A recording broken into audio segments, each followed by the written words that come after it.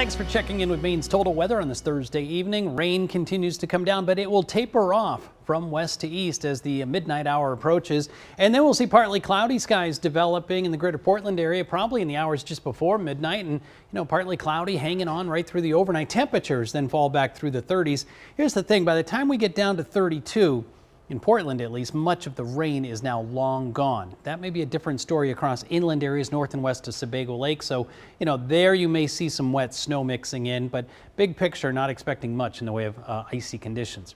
Drier air coming in down through the Great Lakes. This will be on top of us tomorrow, but as it comes rushing in and a departing storm system strengthening, we're likely to generate some very strong wind here tomorrow. It'll be out of the northwest, coming down out of the mountains. Winds may gust close to 35 miles per hour.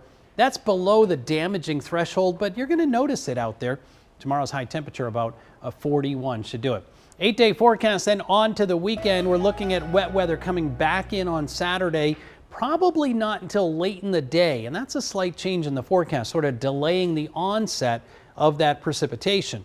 You can see it off to our west. It does come in Saturday night, and then as the storm wraps up and pulls away, we get colder air come back in, snow in the mountains, and once again gusty wind developing on Sunday. Sunday's highs will be close to 50, but then cooling off during the afternoon. Looks as though the better part of next week is dry and seasonable.